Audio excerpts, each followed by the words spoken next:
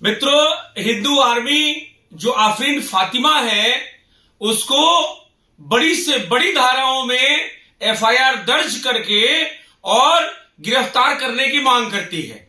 क्योंकि जब मैं स्वयं जंतर मंतर कांड में जब तिहाड़ जेल में था तो हमारे 5 नंबर जो बैरक था उसी के बैरक में 2 नंबर चक्की में 1 नंबर चक्की में नहीं 5 नंबर चक्की में सर्जिल इमाम था, 2 नंबर में हम थे।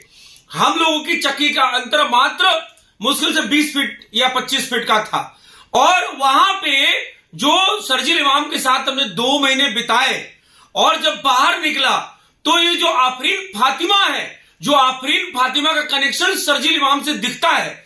अगर मैं आपकी भाषा में यूं कह लूं, इनके यहां तो वैसे भाई बहन में विवाह हो जाता है, अगर मैं सीधी बात में कह लूं कि उनकी उसकी बहुत अच्छी मित्र है। और आपको बता दें, आफरीन फातिमा जो जावेद पंप जिसका प्रयागराज में मकान पर बुलडोजर चलाकर पूरा मकान ध्वस्त कर दिया गया, जो अवैध तरीके से बना हुआ था, और प्रयागराज हिंसा का मास्टरमाइंड जावेद पंप, असल में सिर्फ जावेद पंप मास्टरमाइंड नहीं है, उसकी ये मासूम सी दिखने वाली ये जिहादिनी जो आफरीन फातिमा है, ये उससे बड़ा जो है ये मतलब खतरनाक बम है, समझ लीजिए आप। ये देखने में जो मासूम सी दिखती है आपको ये आफरीन फातिमा, ये इतनी बड़ी जिहादिनी है कि ये अपने शब्द और अपने ज्ञान के भंडार से, क्योंकि ये एक स्कॉलर है, ये रिसर्च करती है जेएनयू में, अलीगढ़ मुस्लिम यूनिवर्सिटी से पढ़ी हुई है, कन्वेंट एजुकेशन ने इसने लिया है, हिंदी अंग्रेजी उर्दू का इसको ज्ञान है। ये अंतरराष्ट्रीय गिरोह जो इस्लामिक कंट्रीज है, जो भारत को तोड़ना चाहते हैं, उनके साथ ये मिली हुई है। टेरर फंडिंग में पलने वाली है जिहादिनी जो मासूम से दिखने वाली आफरीन फातिमा है। सरकार से निवेदन है कि जावेद पंप का घर गिराने से सिर्फ काम नहीं चलेगा, ये जो आफरीन फातिमा है इसको बंद करने की जरूरत है। साक्ष्य नंबर 1, जब अफजल गुरु को यही सुप्रीम कोर्ट फांसी देता है तो आफरीन फातिमा, सर्जिल इमाम और जितने भी टुकड़े टुकड़े गैंग हैं मिलकर विरोध करते हैं, कहते हैं ना सरकार पे विश्वास है ना सुप्रीम कोर्ट पे विश्वास है, हमें किसी को नहीं मानना है। लेकिन वही इसका जो बप्पा है, अब्बा है, जो जावेद पंप है उसके वकील हैं, आज वही हाई कोर्ट और सुप्रीम कोर्ट में गुहार लगा रहे हैं। और असदुद्दीन ओवैसी जैसे खतरनाक जो हमारे सिस्टम में जुड़ गए, संसद बन गए हैं, संवैधानिक संविधान का प्रयोग करके, वो आदमी आज आंसू बहा रहा है कि अवैध काम हो रहा है। योगी जी खुद कानून नहीं है, मुख्यमंत्री जी खुद कानून नहीं है, जज की आवश्यकता नहीं है। ये लड़की जब आप समझिए एनपीआर एनआरसी का जो कानून पास हुआ था, जब प्रस्तावित हुआ था, उस समय भी ये जम के विरोध करती है। ये करती है, सर्जिल इमाम करता है, ताहिर हुसैन करता है, जितने भी उमर खालिद गैंग के, जितने भी टुकड़े टुकड़े गैंग के ये सपोले हैं। और ये सपोली जो है ये विधर्मियों के औलाद, विधर्मियों के वंशज, ये भारत के टुकड़े टुकड़े करने वाले, ये मासूम से दिखने वाली आफरीन फातिमा को कृपया बाहर ना छोड़ा जाए। क्योंकि जो सर्प है वो एक बार अगर उस पर पैर डाल दो तो ज्यादा तेज से डसता है। तो ये सब सपोले हैं, इनको छोड़ने की आवश्यकता नहीं है। हिंदू आर्मी आफरीन फातिमा को जितना जल्दी हो सके अरेस्ट करने की मांग करती है, क्योंकि असली मास्टरमाइंड उसका बाप तो अभी दिख रहा है, लेकिन उसके पीछे ये टुकड़े टुकड़े गैंग और ये आफरीन फातिमा है। ये इतनी बड़ी मुस्लिम स्कॉलर है, आप समझने का प्रयास करिएगा।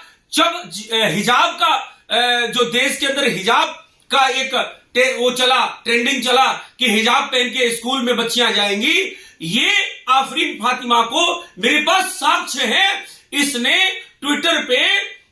एक स्पेस ट्विटर पे आता है, उसमें इसको हमने पकड़ा था। इन लोगों ने हमको 15 मिनट बाद ब्लॉक कर दिया था, लेकिन हिंदू आर्मी की आईटी सेल ने आफरीन फातिमा को उस समय भी षड्यंत्र करते हुए कि किस तरीके से सर्जिल इमाम के लिए टेरर फंडिंग इकट्ठा करना है, कैसे जेल से उसको छुड़ाना है, किस तरीके से और उसको इतना मासूम तरह से बता रही है। ये जितना मासूम देखने में, बोलने में और अपने आप को अंग्रेजी में बोल के बताने में कि हम बहुत लिटरेट हैं और बहुत तरीके से जो है हम लोग बहुत सीधे साधे हैं, ये बिल्कुल सीधी साधी नहीं है। ये इतनी बड़ी, ऐसे मान लीजिए कि ये एक ऐसी आतंकवादी है, मतलब आतंकवादियों गिरोह की सरगना है कि ये देखने में जितनी मासूम है, ये मान के चलिए इतनी मासूम ये है नहीं।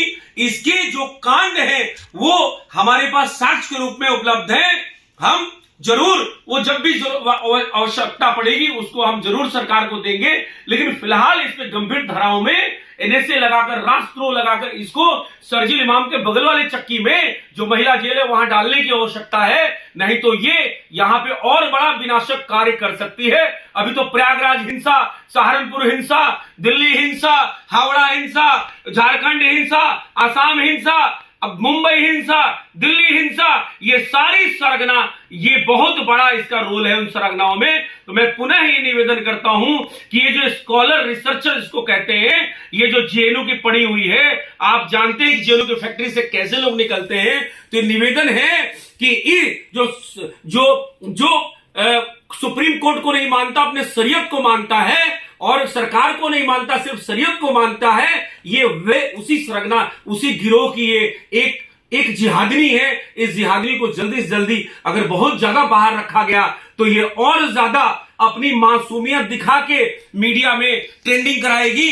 ये अपने फेसबुक पोस्ट, ट्विटर पोस्ट पे सीधे सीधे हिजाब का जो कांड आया था उस समय भी इसका बहुत बड़ा रोल रहा था। इसने देश में ये नफरत की जो जहर घोलने का काम है ये जिहादनी करती है। इसको तत्काल प्रभाव से इस पे एफआईआर दर्ज करके और इसको काल कोठरी में डालने की आवश्यकता है, नहीं तो ये बहुत बड़ा विनाशक जो है बन सकती है। क्योंकि अभी तो सिर्फ घर टूटा है, इन लोगों पे कोई कार्रवाई नहीं हुई है। यही निवेदन हिंदू आर्मी करती है। कहने के लिए जेएनयू की स्कॉलर है, रिसर्चर है, इकोनॉमिक एजुकेशन इसने लिया है और इसने जो है अलीगढ़ मुस्लिम यूनिवर्सिटी से भी पढ़ाई करी है। लेकिन आप ऐसे समझिएगा, वो शरजील इमाम भी जेल में इतनी मोटी मोटी किताबें पढ़ता है, आप समझिएगा। लेकिन सिर्फ देश को तोड़ने वाली बात करने के लिए, देश को किस तरीके से खत्म कर दिया जाए वो काम ये लोग करते हैं। ये निवेदन है योगी जी से और भारत सरकार से कि जल्द जल्द आफरीन फातिमा को भी अरेस्ट करिए, नहीं तो ये बहुत बड़ा कांड और ये हिंसा कुछ भी नहीं, इससे बड़ा हिंसा ये लोग कर सकते हैं। इसी निवेदन के साथ जय श्री राम, भारत माता की जय, वंदे मातरम, जय योगी, जय मोदी, जय बजरंगबली।